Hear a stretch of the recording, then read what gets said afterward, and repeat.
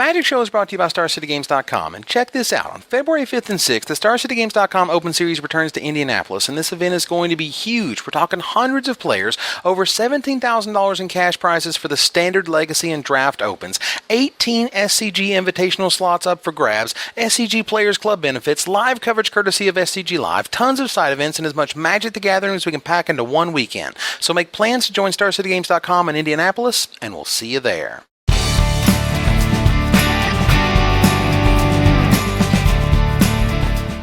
Welcome back, everybody, to Friday's edition of the Magic Show. I'm here with the Director of Sales for StarCityGames.com, Ben Bleiweiss. Hello, Evan. Erwin? How about we don't use that prompter?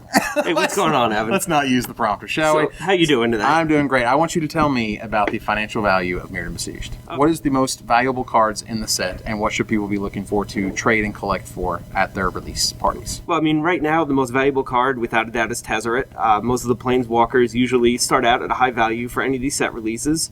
Whether Tezzeret's going to maintain value is a big question right now. Generally, 4-mana Planeswalkers have held their value over time.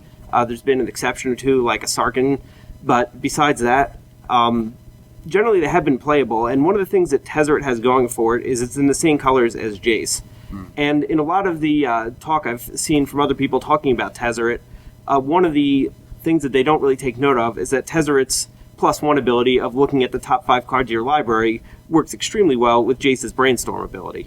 This is true because you can sort of stack with Brainstorm and then use Tezzeret to get whatever you're looking for. Yes, has that been mentioned by you? That has not been mentioned by me at all. Oh. But it's great that we can, sort of put that in there. There's been a lot of, resistance to Planeswalkers holding their value over the last few set releases because, on one hand, people are really scared of missing out on Jace again.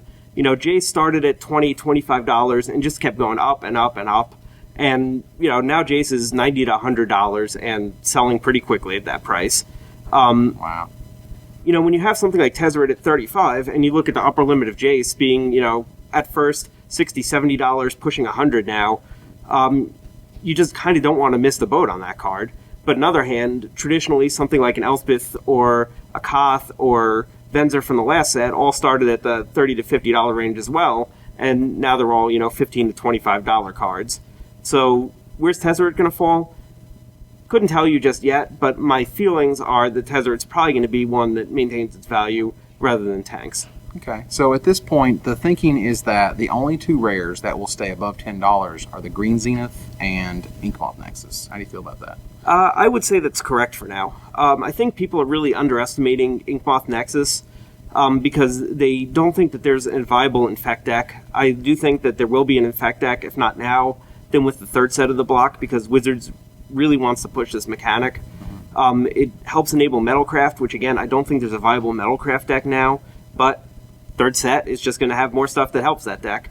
When you basically print a Wild Nacatl for a deck, it's a big boost towards making that deck viable in any sort of format.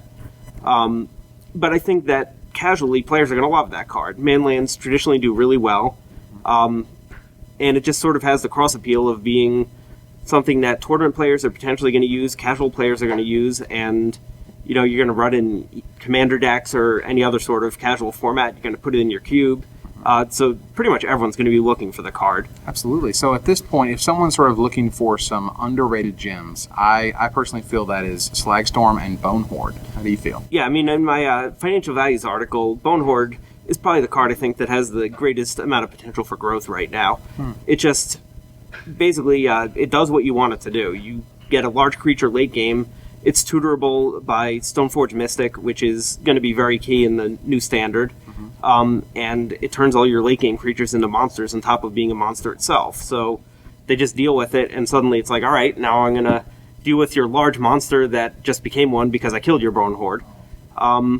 Which is fantastic because, I mean, it gives +X+X. Also, it only equips for 2, which I think is a biggie. Yeah. It almost seems very cheap to equip, where every other living weapon, beyond Flare Husk, it seems very expensive to equip. Yeah, I mean, even if it comes out as a 3/3 or a 4/4, it's a 3/3 or a 4/4 that just gives your other creatures +3/+3 or +4/+4 down the road. Right. And, if you got Stoneforge Mystic and you search up Bonehorde's a 4/4, they kill the Bonehorde Germ, and you just equip it to Stoneforge Mystic, great, now they're dealing with a 5/6. Wow.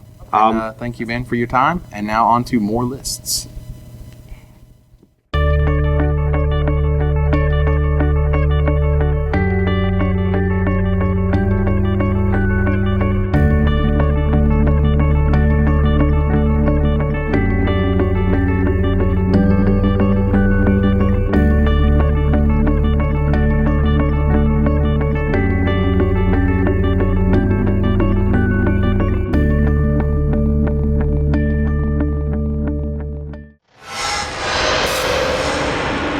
I always like the fatties.